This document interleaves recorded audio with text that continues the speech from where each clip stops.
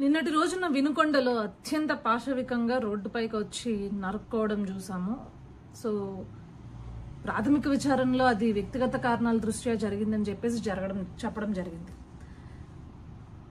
నేరం ఎవరు చేసినా కూటమి ప్రభుత్వం నేరస్తులని ఖచ్చితంగా శిక్షించే తీరుతుంది.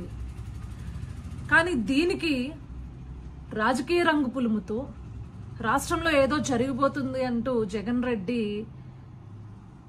కేవలం హత్యా రాజకీయాలని ఈరోజు మళ్ళీ ప్రారంభించాడు. జగన్మోహన్ రెడ్డి కబడ్దార్, ఇక్కడ ఉన్నది కూటమి ప్రభుత్వం, వైఎస్ఆర్సీపీ ప్రభుత్వం కాదు. స్వయాన మీ ఎమ్మెల్సీ హత్య చేసేసి ఆ శవాన్ని, దళిత బిడ్డని డోర్ డెలివరీ చేసేస్తే మాట్లాడకుండా ఉండడానికి.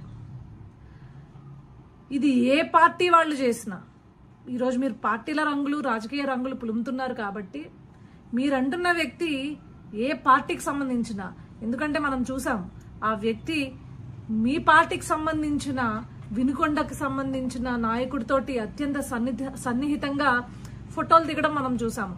అది వైఎస్ఆర్సీపీ పార్టీకి సంబంధించిన, లేదు అంటే మీరంటున్నట్లు తెలుగుదేశం పార్టీకి సంబంధించిన, లేదు అంటే జనసేన పార్టీకి సంబంధించిన, బీజేపీ పార్టీకి సంబంధించిన, ఏ పార్టీకి సంబంధించిన వ్యక్తి అయినా సరే తప్పకుండా కఠినమైన శిక్షలు మేము విధిస్తాం. మీలాగా హత్యా రాజకీయాలని ప్రేరేపించము.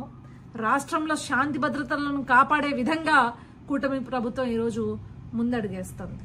కానీ శవాల్ని చూసి చిల్లరేరుకునేలాగా ఈరోజు రాజకీయం చేయదు జగన్ రెడ్డి. మళ్ళీ చెప్తున్నాము, హత్యా రాజకీయాలని ప్రేరేపించిందే నువ్వు. ఆ రోజు నీ నాయకుడు ఎమ్మెల్సీ అనంతబాబుని కఠినంగా శిక్షించి ఉండుంటుంటే నువ్వు ఈరోజు మాట్లాడేదానికి సరిపోయేవాడు. కానీ మళ్ళీ మేము చెప్తున్నాము, ఎవరు రాష్ట్రంలో హత్యలు చేసినా, శాంతి భద్రతలకు విఘాతం కలిగించేలా చేసినా, లేదు అంటే అక్రమాలు చేసినా, దౌర్జన్యాలు చేసినా, దోపిడీలు చేసినా ఖచ్చితంగా వాడు ఏ పార్టీ అయినా సరే పార్టీలు చూడకుండా వాళ్ళకి కఠినంగా శిక్షలు వేసే విధంగా ఈరోజు కూటమి ప్రభుత్వం ముందడుగేస్తుంది.